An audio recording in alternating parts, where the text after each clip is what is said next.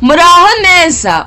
Muraho neza. Mbese wari uzi ko ushobora kugira ukwizera gukomeye, ukagira impano za mwuka, ukagira ubumenyi bwinshi, ugafasha abandi ndetse ugakora n'ibindi bintu bikomeye, ariko ibyo byose ukisanga ari nta gaciro bifite imbere y'Imana? Yego.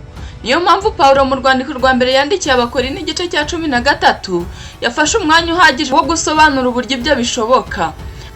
Pawulo yerekana ko umuntu ashobora kugira impano, akagira ubumenyi, akagira kwizera gukomeye ndetse agakora ibintu bikomeye, ariko igihe adafite urukundo ibyo byose yisanga ari nta gaciro bifite. Ariko se urukundo Pawulo avuga n'uruhe?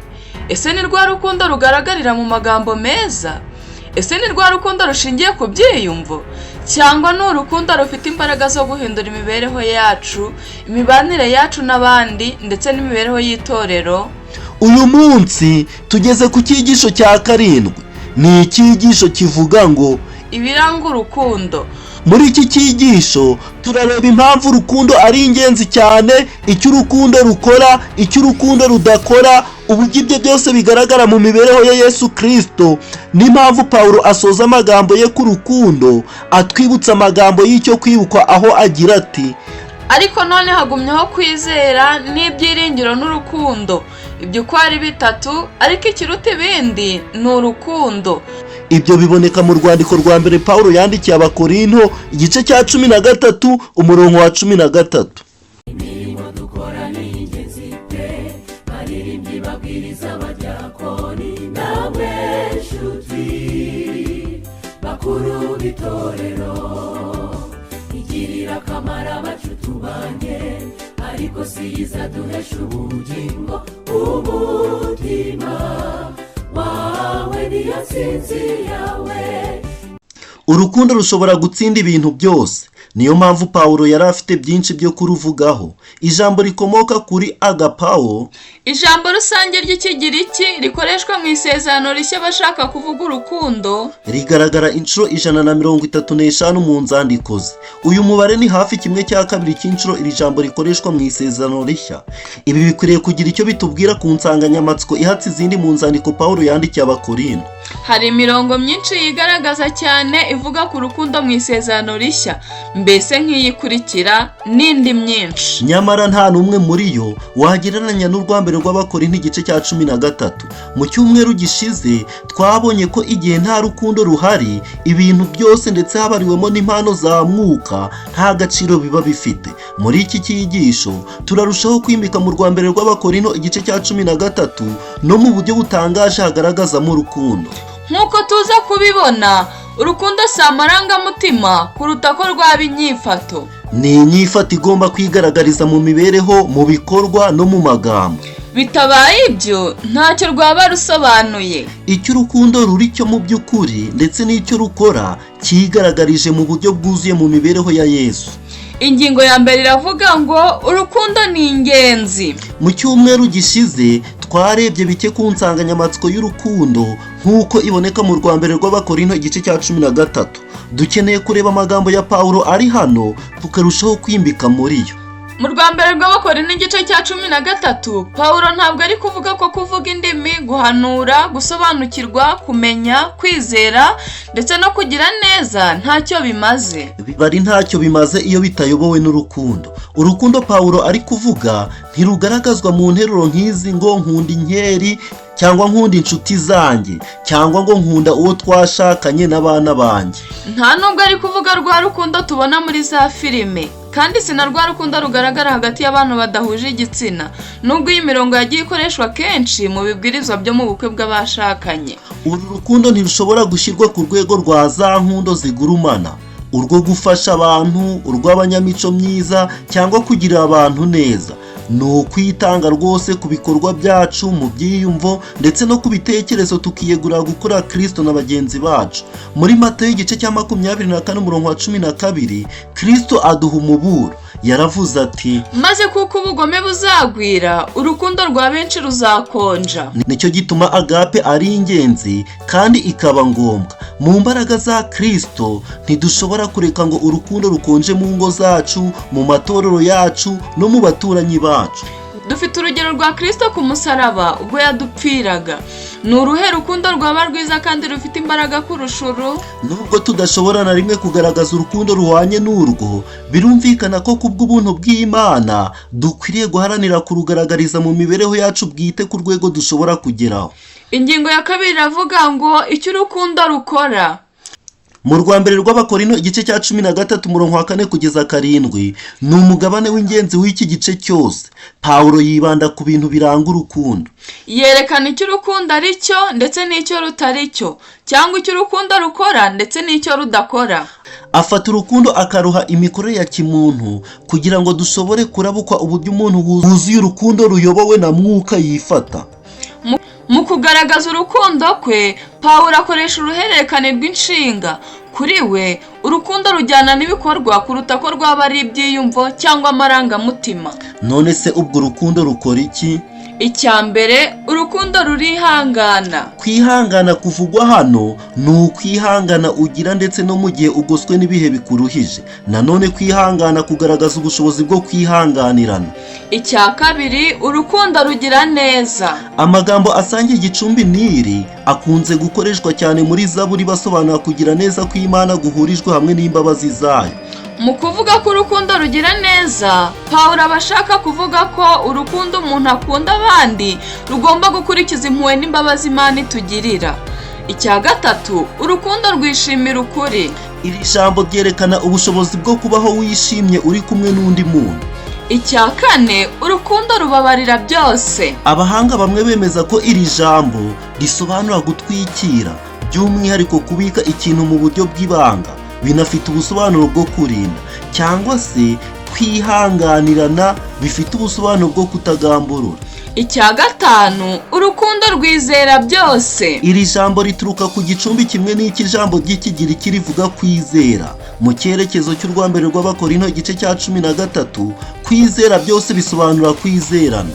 Icya gatandatu, urukundo rwiringira byose. Mu isezerano rishya, iyi nshinga buri gihe iba ishaka kuvuga kwizera cyangwa kwitega ko ikintu cyiza kizabaho. Icya karindwi, urukundo rwihanganira byose. Amagambo yakoreshejwe hano asobanura kutagamburura igihe uri mu birushya. Pawulo ashaka gukururira ibitekerezo ku kwizera no kwiringira. Mu yandi magambo, urukundo rwihangana binyuze mu kwizera no kwiringira. Mbese twe ni mu buhe buryo dushobora kwerekanamo urukundo mu mibereho yacu? Igisubizo cyawe cyandike mu mwanya wagenewe ibitekerezo. Ingingo ya gatatu iravuga ngo icyo urukundo rudakora. Tumaze kuvuga ku bintu birindwi urukundo rukora. Ubu tugiye kuvuga ku bindi bintu 8 urukundo rudakora. Mu rwambere rw'Abakorinto igice cya 13 umurongo wa 4 kugeza 7, Pawulo akomeza kuvuga ibiranga urukundo akoresheje impakanyi. Urukundo ntirugira ishyari. Iri jambo rishobora gukoreshwa mu buryo bwiza nko mu kwifuza impano ziruta izindi, kwifuza impano z'umwuka no kwifuza impano yo guhanura. Nyamara hano yakoreshejwe mu buryo bubi nk'uko bimeze mu byakozwe n'intumwa igice cya 7 umurongo wa 9. Ntacyo bitwaye kwifuza impano za mwuka, nyamara si byiza kugira ishyari umuntu ufite impano nziza. Ibyo bituma habaho kwirema ibice. Icya kabiri, urukundo ntirwirarira. Iyi nshinga ivuga igitekerezo cy'ubwirasi no kwifuza gushimwa n'abandi, nyamara urukundo ntirwishakira ibyarwo rutyo.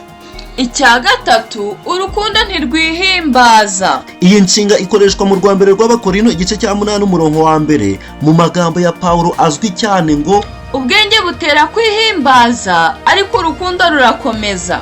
Birengurira ku muntu wiyumvamo ko ari ingirakamaro cyane.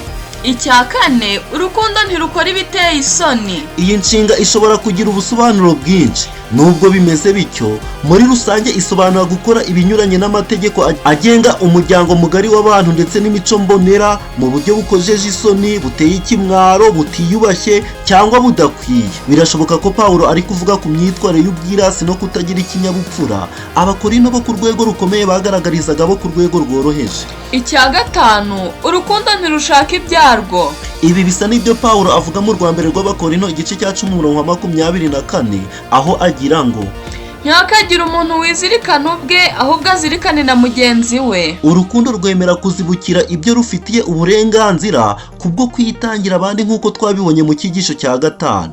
ahantu hari abantu barangwa no gushyira imbere inyungu z'abagenzi babo usanga bose babyungukiramo.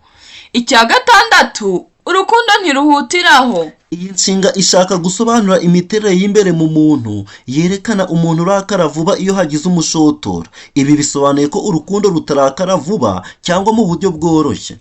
Icya karindwi, urukundo ntirugira inzika. Iyi nshinga hano ifite ubusobanuro bwo kubika amakuru. Bisobanuye ko urukundo rutabika ibibi undi muntu yagukoreye. Mu yandi magambo, urukundo runasobanuye kubabarira. Icya munane, urukundo ntirwishimira gukiranirwa kw'abandi.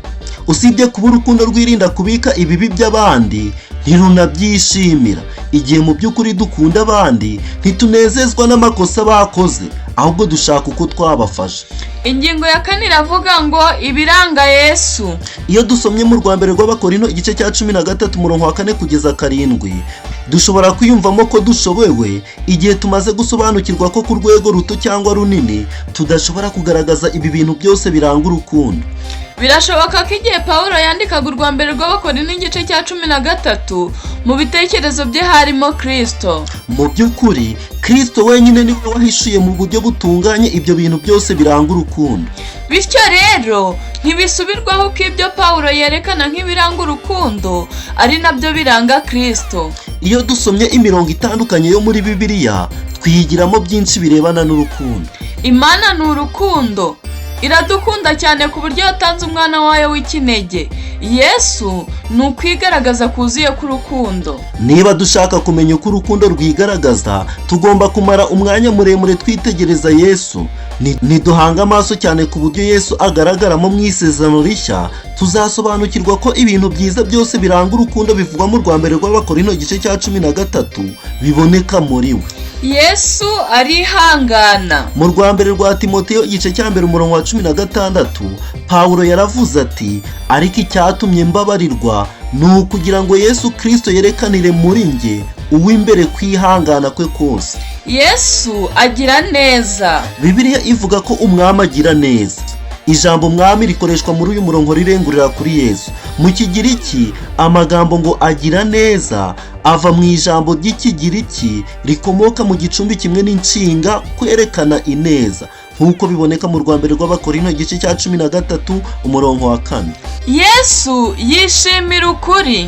Yesu yagize imibereho irimo ibyishimo kuko yakurikizaga ubushake bwa Se kandi akiyumvamo urukundo yamukundaga. Yesu yihanganira byose. Mu Baheburayo igice cya 12 umurongo wa 2 n'uwa 3 havuga ko Yesu yihanganiye umusaraba, yihanganiye ubwanzi bw'abanyabyaha. Nta muntu wihanganye cyane nka Yesu. Yakoze ibyo kubw'ibyishimo byamushizwe imbere. Yesu yizera byose. Igihe Ananiya yakemangaga uguhinduka kwa Pawulo, Yesu yaramusubije ati, uwo muntu ni igikoresho nitoranirije. Yesu ntareba abantu ko bari ubu gusa, ahubwo anareba uko bazamera binyuze mu bushobozi bwe. Ni mu buhe buryo bundi Kristo aduhishuriramo uko urukundo nyarwo rumeze mu by'ukuri? Igisubizo cyawe cyandike mu mwanya wagenewe ibitekerezo. Ingingo ya 5 iravuga ngo kwizera, ibyiringiro n'urukundo. Kugeza ubu twize ko urukundo rwihangana, rukagira neza, rugira ibyishimo, ntirugamburura, rurizera, ruriringira kandi ntirutezuke, kuko Kristo ahurije hamwe ibyo byose. Igihe tumaze kubona iyi miterere yose muri Yesu, intambwe ikurikiraho ni ukumwigana. Icyo nicyo Pawulo yifurizaga Abakorinto. Nyamara kandi iyo dukuye impakanyi kuri ibi bintu 8 biha urukundo ishusho mbi, tubona neza ibyarangaga imyitwarire nyayo y'Abakorinto mu itorero ryabo. Abanyeshyari, abirarira, abihimbaza, abakora ibiteye isoni, abishakira ibyabo, abahutiraho n'abashaka ibibi ku bandi. Hano Pawulo akoresha inshinga nyinshi kugira ngo yerekane uko Abakorinto bari bameze. Abakorinto bari bafite byinshi bagombaga kwiga. Niko natwe bimeze. Nyuma yo kwerekana ibyo urukundo rukora n'ibyo rudakora, Pawulo yanzura uyu mugabane ashimangira imiterere ihoraho y'urukundo kugira ngo akangure muri bo imigenzereze y'urukundo nyarwo. umunsi umwe ubuhanuzi ntibuzaba bugikenewe, tuzavuga ururimi rumwe gusa, kandi ubumenyi bw'abantu bufite inenge buzasimburwa no kumenya Imana gushya gushyizweho ikimenyetso. impano za mwuka zizahagarara igihe intego ituma zibaho izaba yagezweho, ariko urukundo rwo ruzahoraho. Nanone kandi ubwo Kristo azaba agarutse, kwizera kuzasimburwa no kurebesha amaso, kandi ibyo tumaze igihe kirekire twiringira kuzabona bizahinduka impamo. Ndetse ikiruta ibindi byose, urukundo ruzasigara ari ikirango cy'imico y'abagize ubumana. Nyamara kandi hari uburyo bwakumvikanamo ko kwizera n'ibyiringiro bizahoraho. Kwizera ni ukubaho mu gakiza, kandi kwiringira nk'icyifuzo no kwitega kuzabona ibyishimo no kumenya ibishya bizaboneka mu isi nshya, bizaranga imibereho y'abacunguwe iteka byose.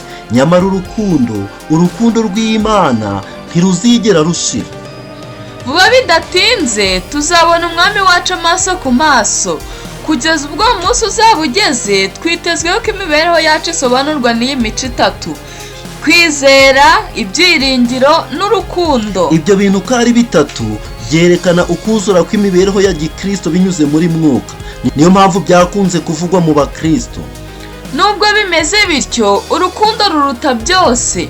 Ubundi kandi niwo muco ukoreshwa mu kugaragaza imiterere nyakuri y'Imana ubwayo. Dusoza, ibindi byo kwigwa no kuzirikanwa n'ibi: urwego rwo hejuru mu kwizera umuntu yakwirata uko rwaba rumeze kose, niba umutima we utuzuye gukunda Imana na bagenzi be, uwo ntabwo ari umwigishwa nyakuri wa Kristo. Nubwo yagira kwizera gukomeye ndetse n'imbaraga yo gukora ibitangaza, ariko adafite urukundo, ukwizera kwe kuba nta gaciro gufite. ashobora kwerekana ko afite ubugwaneza bwinshi, ariko niba ashobora no gutanga ibyo atunze kugira ngo agaburire abakene, nyamara abitewe n'indi mpamvu itari urukundo nyakuri, iki gikorwa nticyatuma yemerwa n'Imana. ashobora kugira ishyaka ryo gupfa azize kwizera kwe, nyamara niba bidatewe n'urukundo, Imana izamureba nk'umuntu ufite ubwaka, watwawe, cyangwa indyarya ifite ikigamije.